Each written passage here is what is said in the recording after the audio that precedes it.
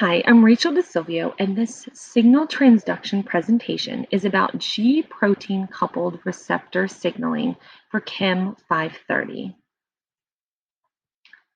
Our objectives for today is that students will be able to define the parts of the cell signaling pathway, explain the structure and function of G protein coupled receptors, apply knowledge of G protein coupled receptors in a real life example of an adrenergic pathway, and to use knowledge of GPCR signaling to identify new research for therapeutic applications. A signal transduction pathway is the process where a signal on the cell's surface creates a cellular response through a series of steps starting with a receptor. Now, we have learned that different cell types can have the same response to different signals or a different response to the same signal. Cell communication between cells is extremely important for the well-being and homeostasis of a multicellular organism, but occurs for all types of cells, including prokaryotic bacteria cells and one-celled yeast cells. While each of these cells is different, the process of signal transduction is very similar, suggesting that the process evolved long before multicellularity did. The function of cell signaling is to alter the behavior or nature of the cell, such as deactivation or activation of a protein. Phosphorylation, which is the addition of a phosphate group, and dephosphorylation, the removal of a phosphate group, are important pieces needed for controlling protein function. Reception, transduction, and response are the three stages of cell signaling. An external signal molecule called a ligand reversibly binds to a receptor protein on the cell surface or a protein inside the cell during reception. A signal transduction pathway is activated through phosphorylation or shape change. The cellular response is a specific action taken by the cell, such as enzymatic activity or the activation of certain genes.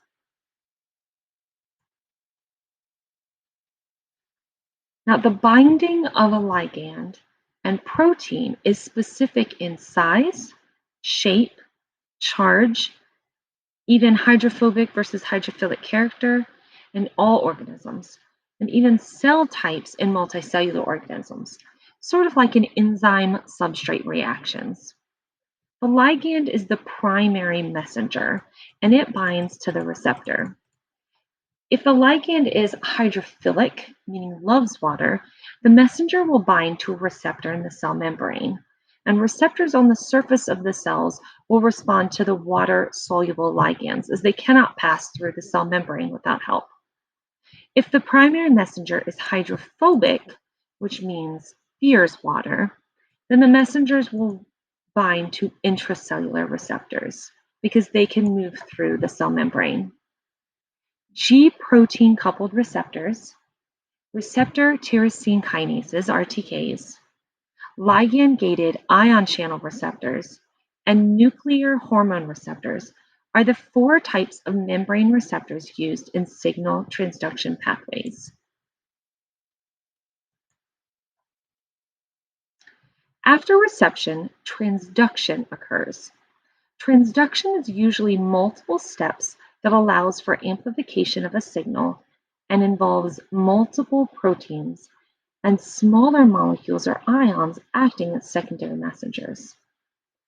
Protein kinases act as relay molecules in the signal transduction pathways, producing a phosphorylation cascade. So as one protein becomes phosphorylated, the shape changes, activating the next protein in line. Now this continues until all the proteins are activated, and it triggers a cellular response, as shown in this picture on the left of the slide. Now, about 2% of the human genome codes for protein kinases. Another important protein in the signal transduction pathway is protein phosphatase. The protein is used in dephosphorylation. When the protein kinases are inactivated by dephosphorylation, the signals are turned off and the pathway can reset for the next time the receptor protein receives a signal. This phosphorylation dephosphorylation cycle allows the cell to have a switch, so turning necessary activities on and off as needed. Other key players in signal transduction pathways are second messengers. Second messengers are small, non-protein, water-soluble molecules or ions, such as cyclic AMP, cyclic GMP, calcium, and inositol triphosphate. The final step in the signal transduction pathway is the response from the cell, which occurs in either the nucleus or the cytoplasm of the cell. One possible cellular response is regulating protein synthesis by turning specific genes on or off. The final activated molecule might be a transcription factor that turns a gene on and off as needed. Another possible cellular response is regulating the activity of proteins, such as opening or closing of an ion channel, regulating cellular metabolism like with epinephrine, or activating enzymatic reactions. The response could also be unrelated to proteins, such as changing the shape of a yeast cell in order to mate. The extracellular signal, or ligand, is the first messenger in the signal transduction pathway. It can be a hormone, growth factor, or neurotransmitter that binds to the cell membrane receptor for activation. Now, later in the pathway, another molecule is activated and acts as the second messenger. This molecule can be low molecular weight metabolite or an inorganic ion and functions in activating or inhibiting additional targets downstream in the signal transduction pathway. These targets are often protein kinases.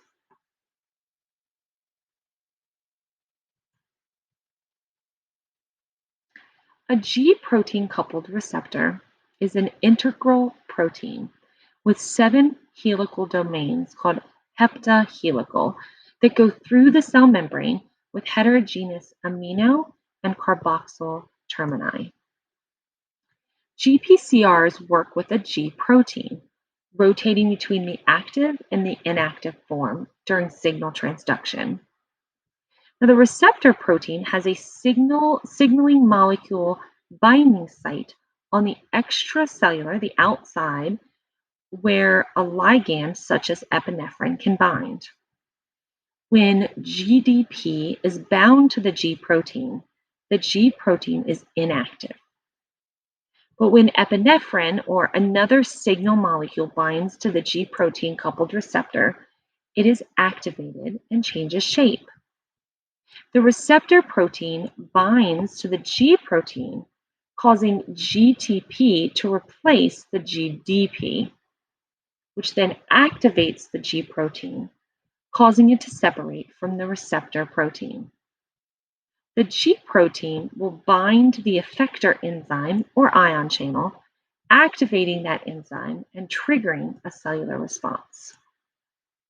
Now, a cellular response is often temporary, since this G protein is also a GTPase enzyme, which changes GTP back to GDP. The G protein can then be used again in a signal transduction pathway for another cellular response. An interesting fact for you, there are about 800 GPCRs. 350 are endoreceptors, which can be hormone or growth factor receptors. Now, about 500 act as olfactory, which are smell, or gustatory, taste receptors. Now, the top picture here in this slide shows olfactory cells, and the bottom picture shows gustatory cells that have GPCRs in their membranes.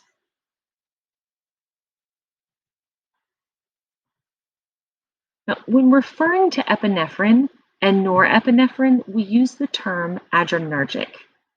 There are 5 adrenergic receptors that we're going to talk about: alpha 1, alpha 2, beta 1, beta 2, and beta 3. So the receptors for epinephrine and norepinephrine are often alpha 1 for most sympathetic target cells, and it normally increases the calcium levels and thus increases muscle contractions.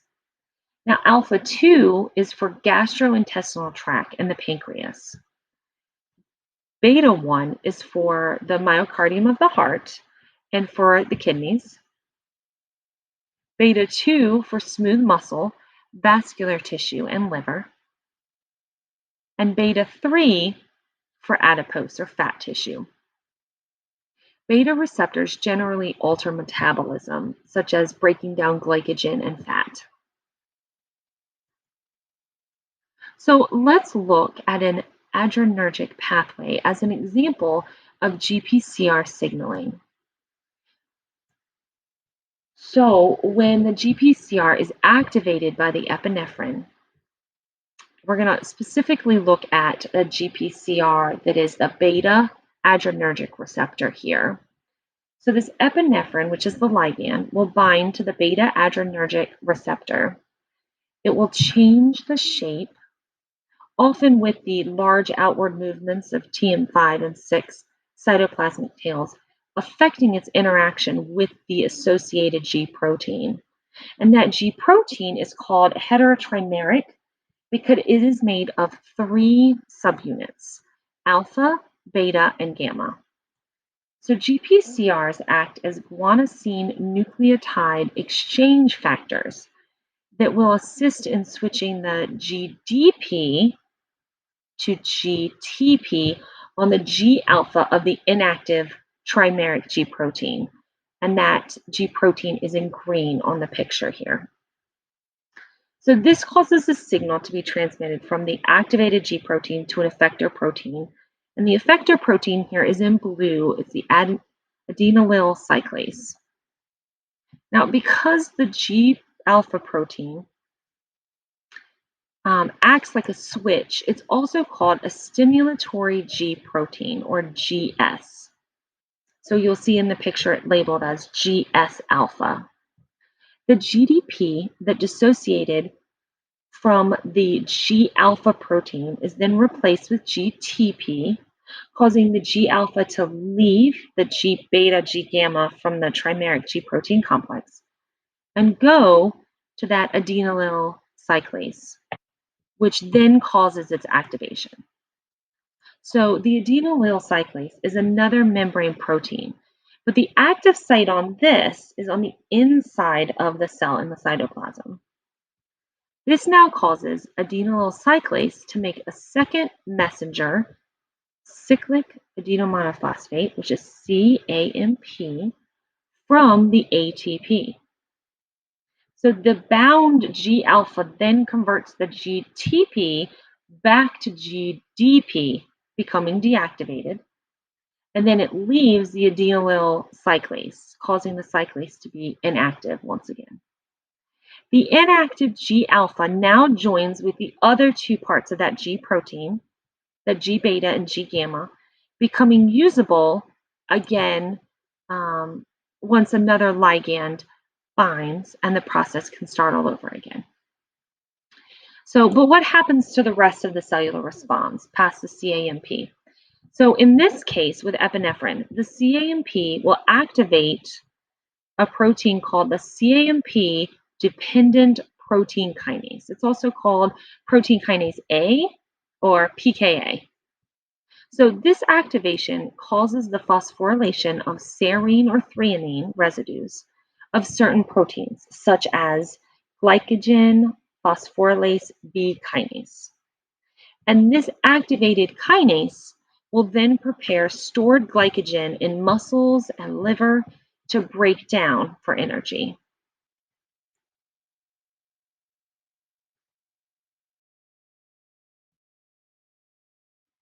So there are 3 ways of ending the response. If there is low epinephrine in the blood, it will dissociate from the GPCR, becoming inactive, signaling pathway will stop. The second way of terminating the response is due to the GTPase activity of the G protein. So the return of the GTP back to GDP, which then causes the return of the G alpha subunit to the G protein, and the adenylyl cyclase will then be inactivated. And the third way of stopping the response is when the CAMP, which is the second messenger, is converted to 5' AMP by cyclic nucleotide phosphodiesterase becoming inactive. But if the epinephrine continues, the signal can be desensitized by a beta adrenergic receptor specific protein kinase and beta arrestin. So what happens is the beta arrestin will block the site that the G protein normally interacts with the GPCR. And the GPCR will move into vesicles inside the cell. So this picture on the bottom right of the slide shows the beta arrestin in orange, which attaches to the GPCR in pink, and it causes the GPCR and the surrounding membrane to become a vesicle with the help of clathrin and other proteins. And at this point, the epinephrine can no longer reach the receptor to go through that normal signaling pathway.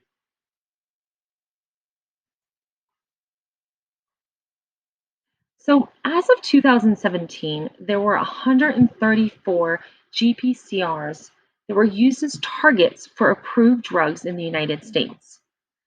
Now, there are around 700 approved drugs, which ends up being about 35% of all approved drugs that target these pathways.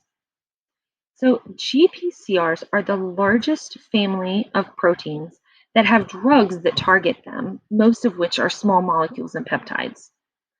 There are around 350, 360 of these endo-GPCRs, ones that are not olfactory, taste, or visual receptors. And of these endo-GPCRs, 100 of them are orphan receptors, which these are ones that don't have a known agonist that activates them. Because of this, and as research continues, there will be an increase and a lot more possibilities with GPCR targeted drugs. So GPCRs are ideal for therapeutic applications for several reasons. Since GPCRs bind to extracellular signal molecules, there's increased therapeutic potential of changing the internal state of the target cell without needing a molecule to be permeable through the membrane.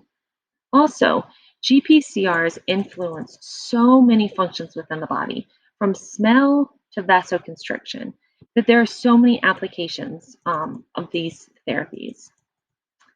So I do want to talk about a couple of them. GPCRs have a role in several human conditions. And I want to talk about some of the treatments that researchers are developing. So for asthma and allergies, the G protein signaling mediates responses through the immune, nervous, and muscular systems that contribute to allergic responses in asthma. So researchers are studying asthma therapies that use GPCR agonists, which can activate, or antagonists, which inhibit, in order to increase smooth muscle relaxation. So this is the one example is the beta-2 adrenergic receptor agonist, or by inhibiting nasal passage inflammation, such as with the cystenyl leukotriene receptor antagonists. Another example is with depression. So for antidepressant therapies, researchers are focusing on two GPCRs found in the brain, CRH1, which is the corticotropin releasing hormone 1, and V1B, which is a vasopressin receptor, that will increase levels of CRH, which is the corticotropin releasing hormone, and vasopressin, which is ABP, which then in turn increases glucocorticoids that has been shown to increase depressive effects. So, antagonists at this CRH1 and V1B receptors are being developed as antidepressants. Another one is with blindness. So, cone opsins are G protein coupled receptors. And research has been conducted on mice showing that expression of these light sensitive GPCRs, such as a vertebrate rhodopsin, found in the retinal neurons, can increase sensitivity, allowing for therapies to help these blind mice. The picture on the slideshow here is a signaling pathway of the GPCR rhodopsin in a rod bipolar cell. Now, other human conditions that GPCR has a role in are diabetes, cardiovascular defects, and cancer. In review, first we learned about the steps of signal transduction, reception, transduction, and response. Then we looked at the GPCR structure and its 7 transmembrane helices. We discussed an overview of GPCR signaling, where an external ligand binds to the GPCR, switches the GDP to GTP, the G alpha subunit dissociates, which then activates or inhibits an effector protein, resulting in a second messenger effects, resulting in a cellular response. Now, we looked more in depth at an adrenergic receptor example, where it activates a G protein, activating adenylyl cyclase, then increasing the CAMP, that second messenger, stimulating PKA, the kinase in the enzyme cascade, phosphorylating target enzymes, such as those that will get glycogen out of storage. We also discussed several ways that this signal is terminated. And lastly, we looked at how researchers use drugs to target GPCR pathways in therapies. Here on the left is a picture of the human beta 2 adrenergic receptor. The blue on the right is the N-terminus end, and the red is the C-terminus end. Thank you for watching my presentation. Feel free to ask questions or leave feedback.